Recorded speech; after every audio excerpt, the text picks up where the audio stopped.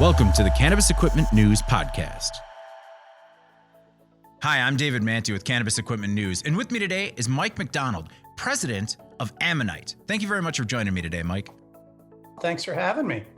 So I'd like to start out. Could you tell me, what does Ammonite do in the cannabis industry? Well, we are actually a spin-off of a company that you may be familiar with, which is Jetty Extracts, which is one of the largest concentrates and vape companies in California.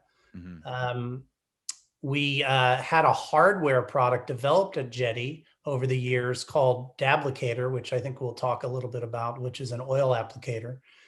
And we saw a real big opportunity in the market to take it beyond just Jetty in California. So we spun a separate company off just to focus on hardware and intellectual property inside the cannabis and CBD space, led with this patented product called Dablicator oil applicator.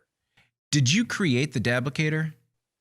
Well, my team and my partners at Jetty did create the Dablicator.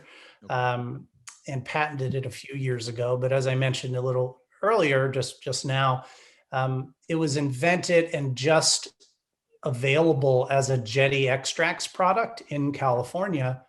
It was actually designed and invented for a friend of theirs who had cancer and was unable to smoke or do edibles. So it was a better, kinder, less messy, less sketchy syringe, essentially. And it gained traction from there, primarily on the medical side.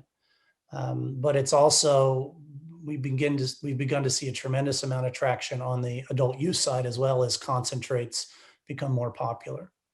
Yeah, I saw some of the videos that you had online of it sort of being packaged as a consumer product. After you spun out from Jetty, how has the interest been in the market?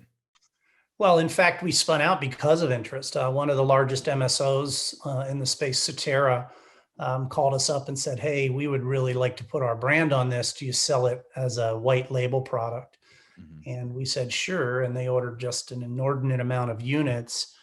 And we said, "What the heck? Like, that's more units than we've sold in California in 5 years. And one customer wants them, and they're primarily based in Florida."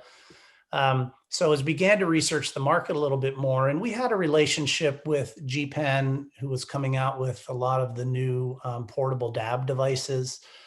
We were seeing a lot of interest in sort of preloading or dosing pre-rolls and flower. So as we did a little more research and found out there was more interest in it as a white label product, we said, well, instead of just selling it as a white label product, what if we take it to market as a program, as a platform, really focus on key brands and retailers and Canadian operators, and offer it to them as a full turnkey program where they can put their logo on it. We can support them with manufacturing and filling and assembly advice, marketing and packaging. I say it's akin to the PAX era pod model, or even the G-Pen Geo model, where it's a closed loop, innovative device that allows our partners to take exactly what they have, oil for vape, for example, or tinctures, put it into a new platform and offer it to customers pretty seamlessly, and give them, another 10 SKUs sort of overnight in this new growing category. Where are the Dablicators manufactured? Do you guys manufacture them here? No, we have a factory in China where we make the physical hardware units, and then the packaging that is all customized also. Some of our partners take advantage of it, some of their own relationships, but we actually use a packaging partner in Colorado called All Pack, and it's fully recyclable, CR certified, made with wind power, really cool business model, and frankly, very competitive these days and very quick turnaround time given on what's happening in the packaging industry in China. When you provide advice to your partners regarding the manufacturing, filling, packaging, sort of what does that look like? Do you go into some operations and they're just not even set up to be able, they want the Dablicator, but other than that, they're not able, set up to actually work with it? I mean, what does that relationship look like? Yeah, well, the cool thing about it is, and it's one of the selling propositions, is if you fill vape, you can fill Dablicator oil applicator. It's the exact same equipment, be it manually with a large syringe, or a Fisner, which is more of a semi-automatic syringe, or even the semi-automatic and fully automatic vape cart fillers. So, for example, Thompson Duke, which makes fully automatic and semi-automatic vape cart fillers, you can configure it with some basic software to fill Dablicators. ATG in Canada, same idea. So that's, again, one of the pitches to the partners is, look, you don't need any new equipment. It's a premium product compared to, as far as from a retail perspective, as far as vape carts, way less competition. So again, if you've got live resin, if you've got distillate, if you've got RSO, broad spectrum CBD, if you're putting that in vape carts or you're putting it in tinctures, you can literally put the exact same product into Dablicator oil applicator, or invent some new cool stuff that might work. Do you have a preference between hand-filled, partially automated, and fully automated filling processes? In your opinion, is one better than the other? Well, certainly fully automatic is faster. And again, if you're doing the types of partners we're signing up with tend to be the larger, more established brands like 710 Labs in California and Colorado, Neptune Wellness in Canada, which is a publicly traded LP. Surterra, as I mentioned, who have 60 plus stores in Florida, plus their Netta distributor in the Northeast. So these guys generally are set up to do large volumes of cartridges. And, given that you can buy a fully automatic cartridge filling machine from somebody like Thompson Duke or ATG for $25,000, $30,000, these guys generally are already set up for fully automatic, automated fill and assembly. So certainly, but filling with a handheld semi-automatic Fisner it's really fast. It's really easy. I mean, it's just 1 gram. The current product is a 1 gram tank or 1.2 milliliter tank, and it's quick, especially with a good operator. And then you affix. I'll kind of just show it to your audience. I mean, this is the tank. Mm-hmm. So if you could imagine a needle, and this is one of our partners, Ancient Roots. It's kind of an example of customization. You fill it with a needle, either automatic or semi-automatic. There's a quick affixing of this heat-resistant tip, and then a cap. So it's a reasonably simple, though patented product.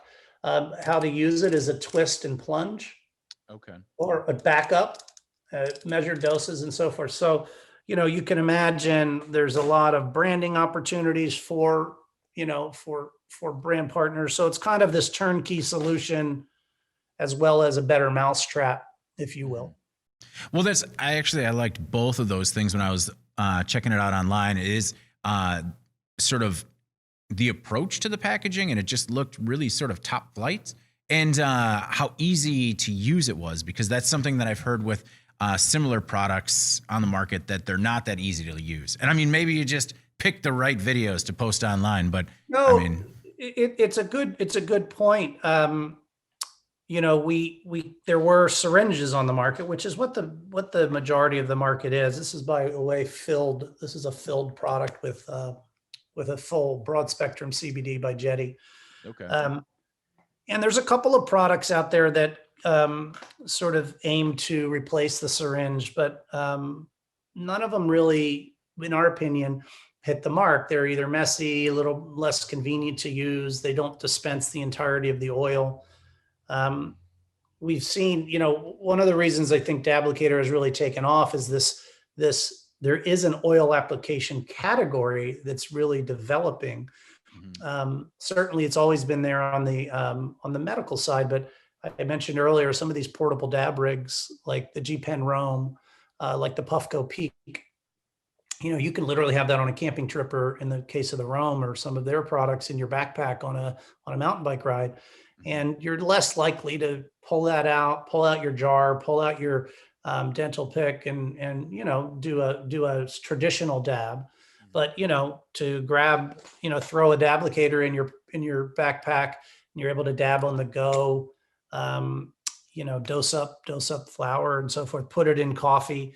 It's a growing market, and we think Dablicator oil applicator really kind of nailed it. And we have some new stuff coming out too that I can't get into much, but I really think what we're going to see is a growth in this as an actual category, not unlike what vape did, over time. Okay. What's your personal favorite way to use it? My personal favorite ways, because I'm not a big dabber per se, but this is, I mentioned our Jetty. This is a CBD product, and it's awesome. It's it's a full gram of broad spectrum CBD. It's got CBN, CBG. So I will take it before the kids come home, and I'll give it a little twist. I'll put a little dollop. I do that, and it is fast acting, fully activated. I also like putting it on flour or dosing a joint with it. And I have some friends who like putting it in tea, into their wasabi for with sushi. In fact, there's a group down in San Diego, buddies of ours. They call themselves Jetty Sushi. And they've been around for a long time, and they do medicated and unmedicated sushi parties. And how they do it is they use Dablicator to kind of dose into wasabi and sauces and on the actual fish. So it's just a real convenient way to apply fully activated oil without a sketchy, messy kind of syringe type product. You mentioned sales in California and Florida. What are your top markets right now? Well, California is a big one. Colorado. The more mature markets are our biggest opportunities and biggest markets, but also even the newer markets. I'd say Florida is somewhat newer, but just a real intensity of retailers, right? So between 3 or 4 operators, you've got 250 stores in Florida. But one of our new partners, Ancient Roots, is in Ohio, and they're just getting launched. We have a partner, Alava, in Arizona that took the program, went into the platform before adult use was just approved. So I would say anywhere there's a growing market, which is 30 plus out of 50 states, is where the biggest opportunity is. And I would say it's a quick no-brainer for the key medical markets, but where the opportunity really exists is in the adult use, as that really begins to skyrocket. As new states come online, are you seeing that operators are sort of more quick to market with new products? Well, I think if you think about new states, geez, depending on if there's a limit to licenses. You can talk to some of the MSOs and some of our colleagues in Illinois, for example. In many respects, they don't need new products because anything they put on the shelf sells, even not particularly great flour. So in that respect, you put vape out there, it sells out, at $100 a gram. So in that respect, it's interesting because some of the conversations with in those states are, hey guys, I know that that's the way it is now, but if you want to be a first mover in this new category, let's talk about a collaboration. In more mature markets, you're definitely seeing a move towards more innovative products. Again, I speak to, I spoke earlier about the innovation on the hardware side with these portable dab rigs, for example. But yeah, I think generally, and then from a medical perspective, and a lot of these markets are medical and they are required to provide medicine to their patients. They're already providing an RSO or a broad spectrum or a high chirp distillate. And in many respects, they're providing it in these old school syringes. So, it really depends. You could take a look at, say, a full medical market that's doing X amount of units of syringes. And we could say, hey, we have a better product for that market. And then you're in a position as the adult market picks up, the rec market picks up, to continue with that. So I kind of talked around your question a little bit, but I think you're seeing more innovation in the more developed and more competitive markets, and less because of simply lack of need in the more controlled licensed states. Have you ever turned down a customer? Oh yeah. I was on a call about an hour ago from a customer that wasn't a good fit. Let's just put it that way. I mean, we'll only we'll only partner with established brands. Those that get branding have a good reputation, and they don't have to be the biggest ones. Like I mentioned, Alava in Arizona, they're a medium-sized brand and a small retailer, but just good people. They really saw what the opportunity was. Ancient Roots is another example. 710 Labs, which you're probably familiar with, they're not the largest brand in California or Colorado, but they're one of the most, if not the most, respected. So our targets generally are, really the larger brands that have a great reputation, have been around for a while, and those that have are focused on scale. So of course, MSOs are a perfect target. The GTIs, the Crescos, the Curaleafs, True Leaves, Surterras of the world, as are some of the larger brands like Cookies is my sort of dream partner that we're having kind of some conversations with, but I'm optimistic that we can get a little further along the line there because it's a perfect partnership with a brand like Cookies, for example. How is it a perfect partnership with Cookies? I'm sorry. How, in your opinion, how's that a perfect partnership? Oh, well, look, you take a look at how innovative they are on the branding and the product side. If only from a flower perspective, they work with a lot of different collaborations, from Blue River Terps to GPen. Like they're a partner with GPen. They're doing a CBD program. Plus, they're growing and they're opening stores and partnerships in different states and even outside the country. And they're very brand centric, right? So we can do a really beautiful custom piece of hardware and packaging for them, and allow them to offer this really innovative new product into a market and a consumer base that's always looking for that from them specifically. I mean, they've become a clothing brand, a music brand, a cannabis brand, really just a culture brand, not unlike Supreme, where they're dropping limited drops and so forth. So that's an example of a partner where we think we could bring a tremendous amount of value with very little investment from their end. Again, they're using the same exact machines that they're using for vape, but then they can offer this new patented device, customized, cool, unique. So that's an example of why Cookies would be a great partner, and others, but that's just a good specific example. With these partnerships, does the feedback go both ways? Like I know that you had mentioned you have some announcements kind of coming down the pike, but do you work with some of your partners on possible future developments or tweaks to the design? Yeah, absolutely. In fact, we're about to launch Dablicator 3.0, which is the third generation of the current product, and it's got a better, different plunger design that's set up for more even flow of the oil. It's got some modifications that are really aesthetic. So, for example, I don't think I have one, but I can imagine our Dablicator logo is actually cast into this serrated area, and this serrated area is a little smaller, so it gives more real estate for the branding for the customer, but still allows the end consumer to know that they've got an authentic Dablicator branded product. We've got some new products that are coming out that are very much have to do with input from customers. So yeah, I mean, we only launched this as a program in August. And so before that, it was really just if you were lucky enough to get a hold of an administration person at Jetty, it wasn't much of a focus. And they said, hey, we'd like to buy 10,000 of your Dablicator things. Can you put our logo on it? And we had a price list and you could do that. But really just in August, and spent a lot of last year developing it, in August, we launched a real partnership program. And that's kind of one of the things that we're really attuned to, which is feedback from the partners. Wow. That's, I guess I didn't realize that was August 2020.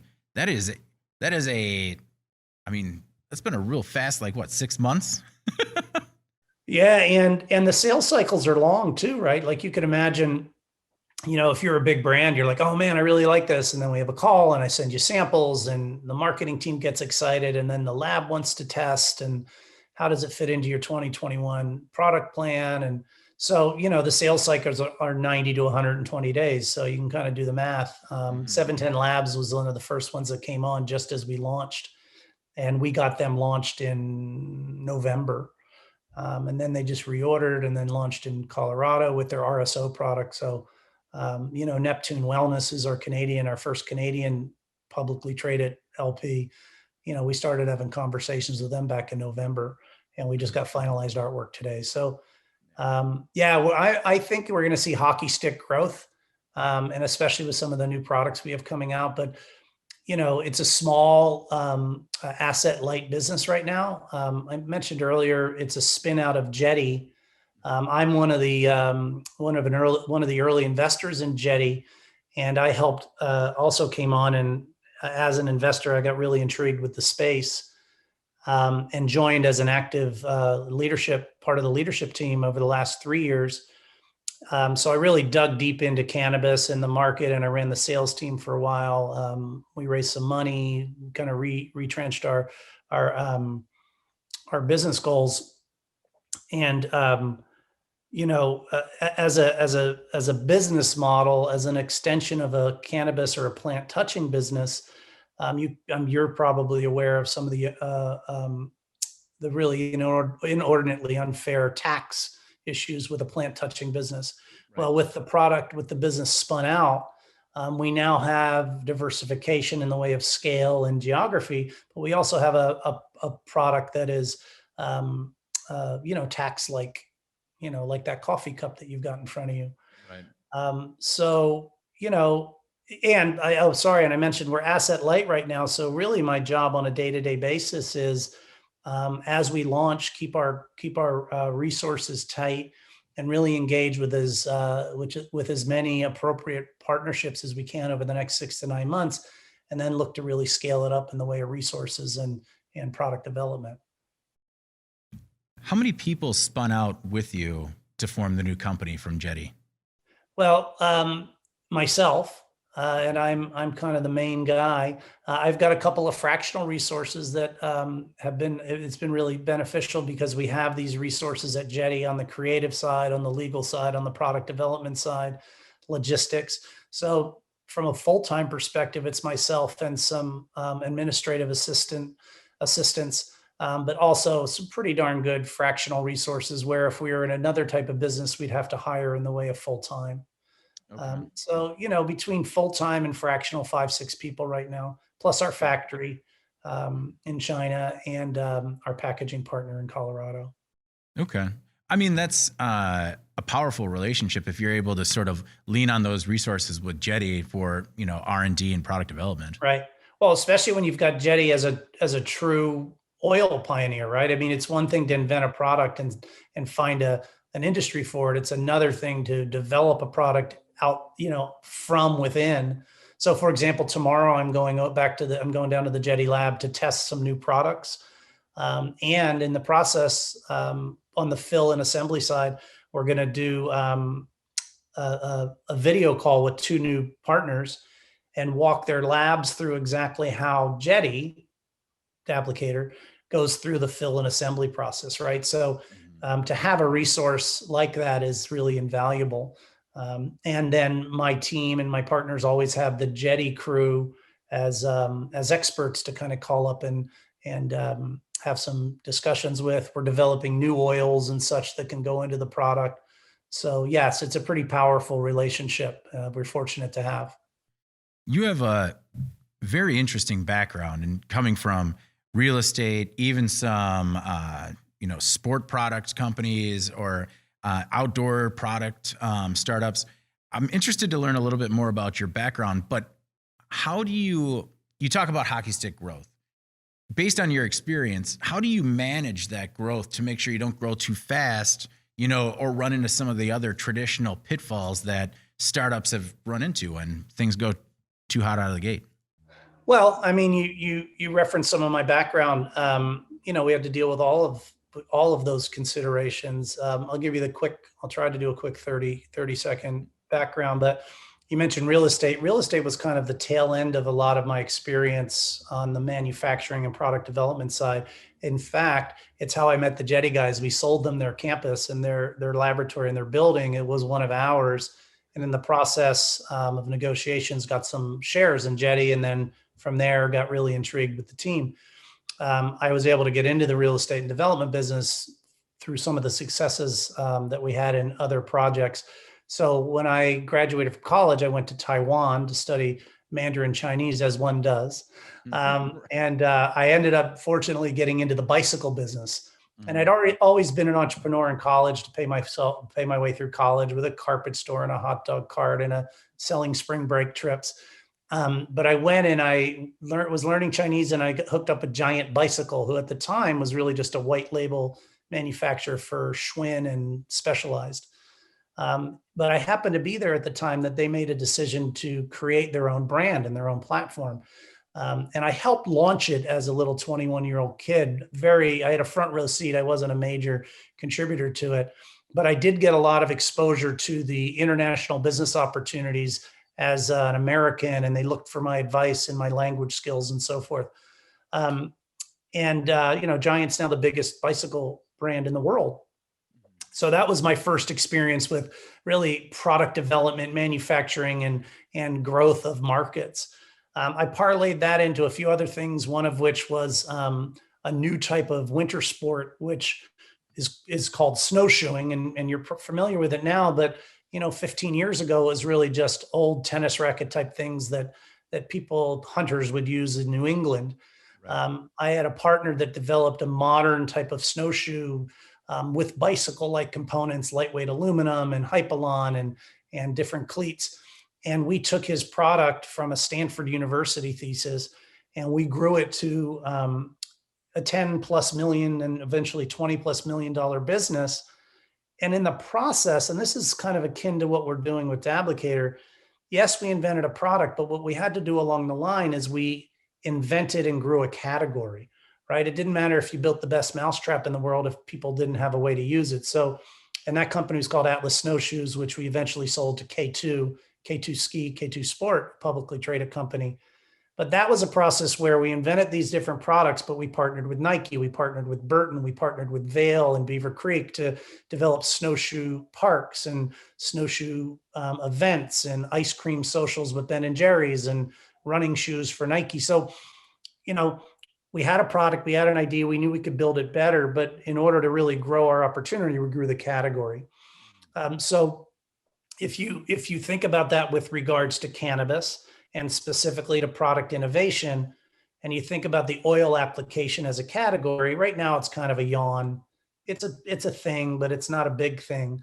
Well, our goal is to really show, and we're seeing that this is possible, that this is an actual category that can grow such that when you walk into your local dispensary in a year, there'll be a wall of different branded Dablicator products. And not unlike if you walk in and you see a PAX display with 4 or 5 different brands in PAX. So as we innovate on the product side, we're also innovating on pushing the category. And that kind of brings me full circle how I'm in the business. I mean, we sold Atlas, made a nice return on that. I took some of my stake there and invested into some certain things, including real estate, and then kind of got sucked back into the product and manufacturing business because it was just such an important part of who I was. And then I found this team and this industry called cannabis, and just was too hard to pass up jumping in and participating. What has your experience been like in the cannabis industry as compared to the other industries that you've held roles in? Well, those of us in it know how insane it is. I mean, we talk about development and growth by weeks and months as opposed to years, right? Mm-hmm. And it's part of the reason why I got so interested in it. I never seen anything like it. I describe it as folks that don't know about it, and you do, and I guess maybe a lot of your audience does, but imagine if you had to grow the potatoes in California, process them into vodka, bottle them in California, and sell only in California for your vodka brand. Mm-hmm. And then if you wanted to go to Massachusetts, you had to do it all over again. So, so kind of insane. But what I really loved about the idea is if we could build a strong company and a strong brand while federal legalization was working its way through as a business model, if we could survive and be a sustainable company. And Jetty, when I say we, meaning Jetty, Jetty's really focused recently, instead of on hyper growth, on profitability, which we're seeing is really the trend. We're building a moat around our business such that when legalization comes in, we're a prime target for either acquisition or raising additional capital to acquire. But right now, the major players, and the major publicly traded beverage players and pharmaceutical players and so forth, they can't participate in cannabis because it's federally illegal. But that's shifting, especially with this administration. So I was really intrigued by how different it was compared to the other things that we had done. Yet at the same time, the fundamentals are the same. Build a team, innovate, engage with your customers, engage with your both your consumers and your wholesale customers, build a great product, and then just go out and kind of street fight and get your market share. So not dissimilar to the bicycle business or the snow sports business, but so different in many other ways. Some of the people I've talked to have had difficulty because people in the cannabis space, a lot of times it's their first business or even their first foray into business. And, that's been sometimes frustrating because there's a lot of basics that they're still learning. Have you run into issues like that, or have you kind of steered clear of it by, kind of staying around the big players? Well, so again, collapsing the two, but on the Jetty side, you couldn't avoid it, right? I mean, you're in a market in California, and you've got a lot of small operators that, you're right, like they're new to the business. The specific consideration is on the retail side. I mean, you've got a single operator, maybe 2 stores, and they've grown so quickly. Someone goes from becoming a bartender to a bud tender to a buying manager. So what we always tried to do in those situations is really provide value, helping those less experienced management teams understand what they should be buying, how they should be buying, of course, why we were a good offering for them, and then provide a lot of value-added support. There's also what you're seeing. So you're seeing more sophistication there. You're seeing major MSOs and so forth coming into the markets with more professional management, CPG experience, and so forth. But what you also see, kind of akin to this, is there's 2 types of folks in the business. There's the operators, which I assert are the Jetties and the 710 Labs, those that actually understand the plant, understand manufacturing and innovation. And then you've got the financial engineers, which are all also really important to the equation, but they're the folks that are really on the capital side, raising money, very influential in where the industry is going, but don't really have a strong connection on an operational side. So, those 2 things coming together and sort of straddling that is what is sort of the new challenges as you grow a business in a market like California and a plant touching business like what Jetty's in. And frankly, even on the hardware side, we're on the hardware side, Dablicator and Ammonite, we're really not engaging much with those smaller brands that are kind of getting started. Unless they're well capitalized or really have growth and sort of professional management, they're generally not a great fit for what we're up to. But yeah, you bring up a really good point. It's hard to explain unless you've been in it. When you're dealing with really inexperienced but wonderful people, but they don't necessarily know what it means to run a store that's doing $1 million a month in revenue, and all the other things that go into it with taxes and government ordinances and so forth. But yeah, it's been a challenge, but I think we've been pretty good at it, which is part of why I think we've been reasonably successful. You had mentioned that you're setting, like, Jetty is sort of set up either for acquisition or expansion, upon federal legalization. Is that the game plan with Ammonite as well? Are you trying to set it up for acquisition, or? It's a good question. Ammonite, well, what we say at Jetty and by extension Ammonite, we're both part of the same parent company, is if you're scaling and you're profitable and you're innovative, you have lots of options. If you're burning cash and growing at the sake of growth, then you start to reduce your options. So it's a lot more challenging to make money on the Jetty side because of all the taxes and the and the competition, frankly.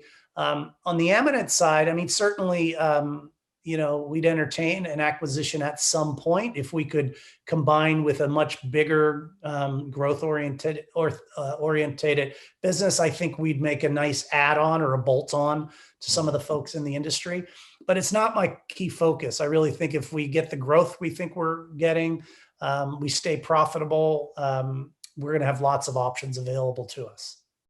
What are your expectations for federal legalization? Do you think it'll happen in the next 4 years? Well, federal legalization, full federal, where you can ship in interstate commerce and so forth, I think is quite a ways out, just even from a logistics perspective, with getting the FDA involved, the states in many respects fighting. They want to keep jobs in their states and so forth.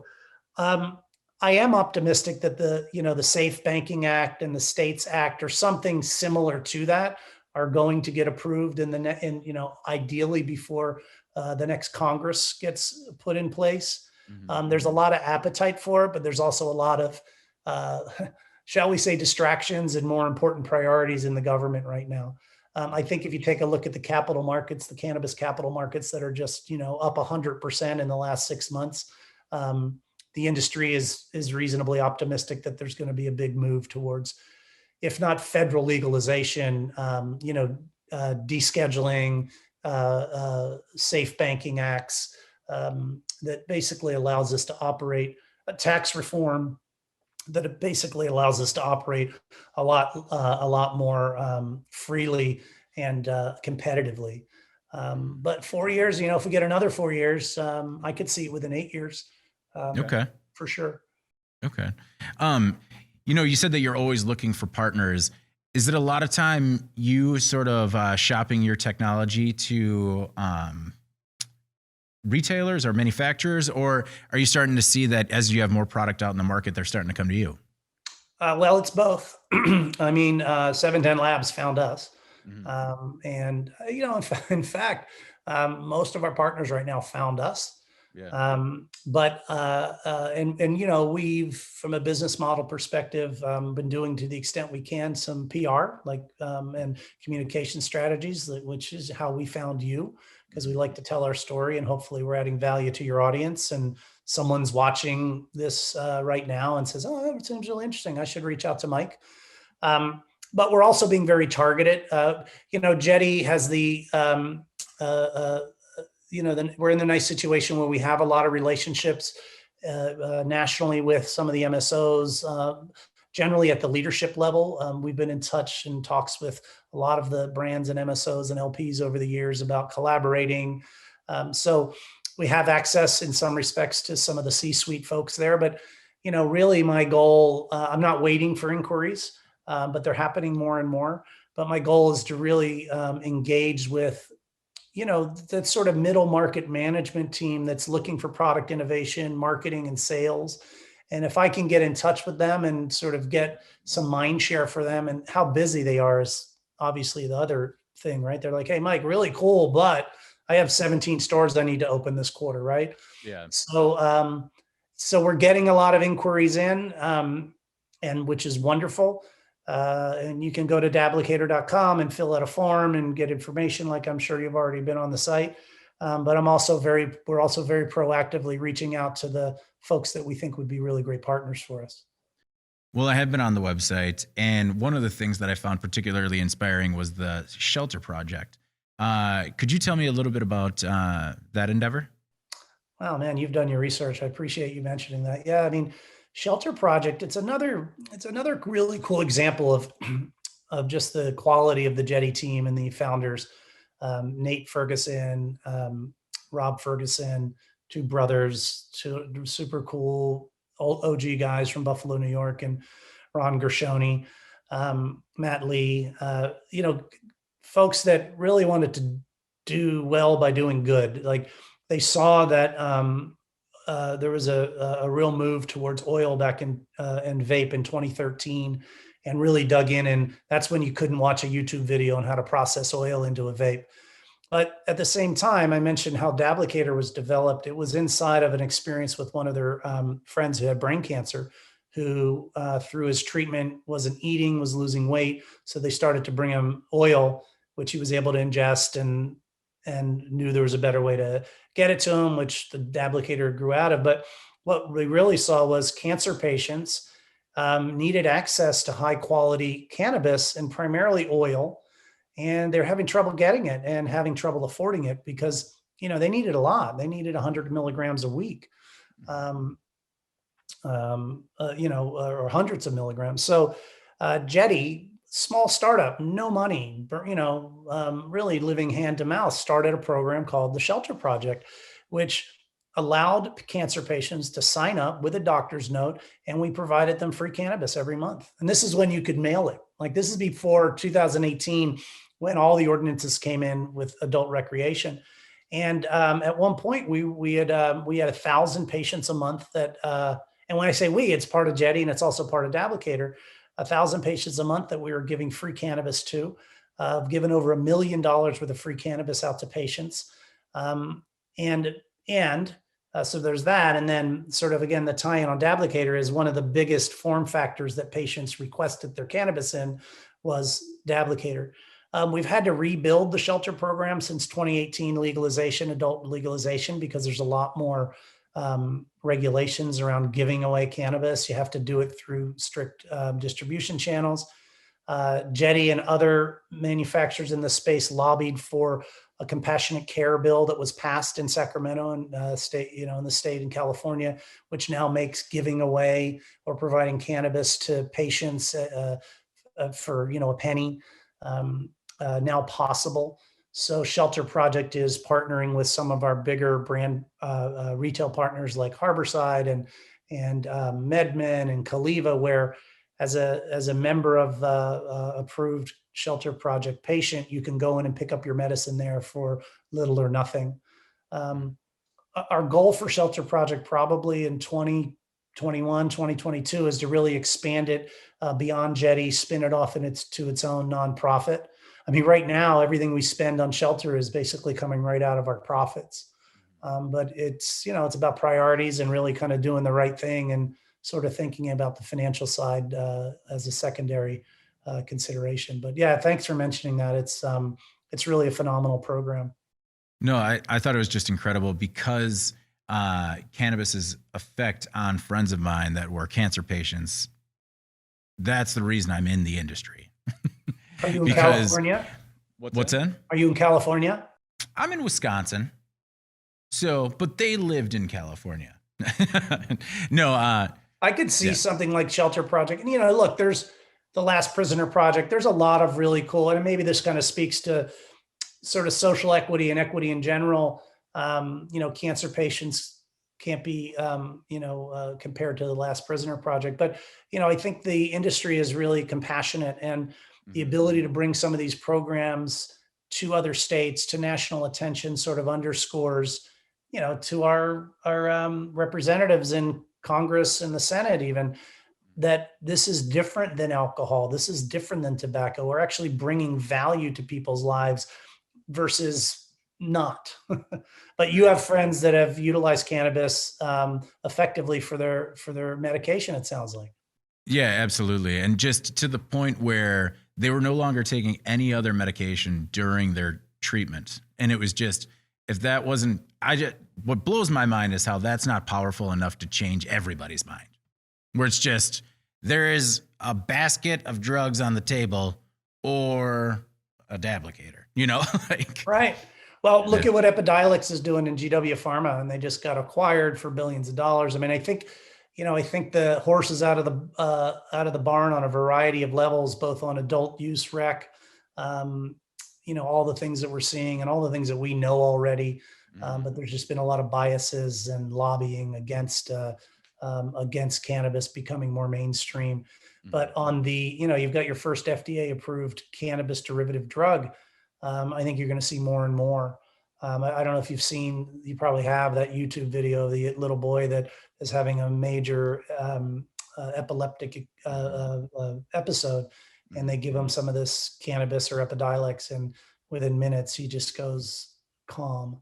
So I think also, and with Israel sort of leading the charge, and now Canada federally legal, And as scientific testing becomes more allowable, you're going to see a lot more innovations on the plant that you weren't really able to see until recently because it was federally illegal and it was taboo and there was no money available for it. Not only that, you could get arrested doing research and development. So I think we're going to just see an explosion in opportunities beyond just recreational use in the next 5 to 10 years with cannabis. So before I let you go, I have to ask, why Taiwan and Mandarin? Well, it's pretty simple. I mean, I alluded to the fact that I had businesses in college and hustled and had to pay my way through college. And I was a liberal arts major with a business and international studies background. Didn't go hardcore business because I wanted to get out in 4 years and was always kind of doing some side hustles. What I didn't want to do for sure is I didn't want to go work for a major consumer products company and get on a track that a lot of my buddies were doing, Procter and Gamble, go work in the pharmaceutical industry, because I really wanted to kind of continue exploring what seemed like was an entrepreneurial path for me. So what better way to do it than buy a one-way ticket to the other side of the world so that I wouldn't take a job and study Chinese, call it even a year abroad. But I really had an idea that if I went somewhere in a totally different environment and learn some things, it would give me perspective such that if I wanted to come back to the States and join the corporate world, that'd be great. If I didn't, I wouldn't. So I had studied Asian languages and Asian studies in college, and I really wanted to learn Mandarin Chinese. This is back, I'm a little bit older than you. I mean, this is back in the late 80s when China was just really exploding, and Mandarin Chinese was going to become the next language and the next huge economy.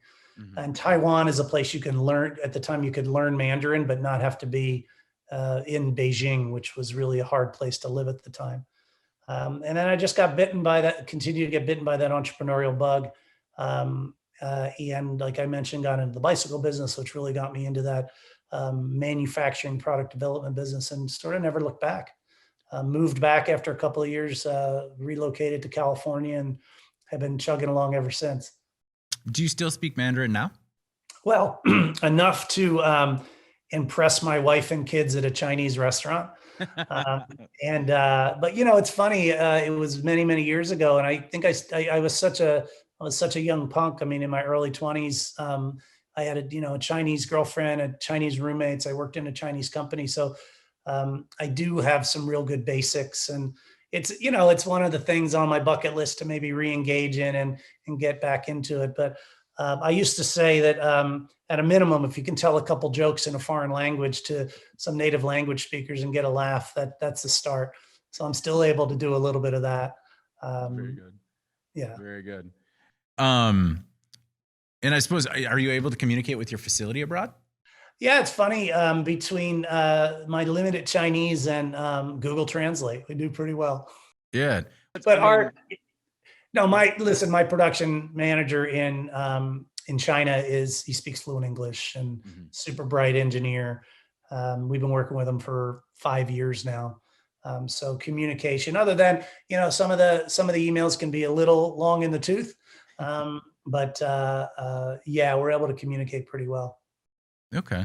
Is there anything else that you want to make sure that our listeners or viewers knew about Ammonite, or anything in particular that we missed?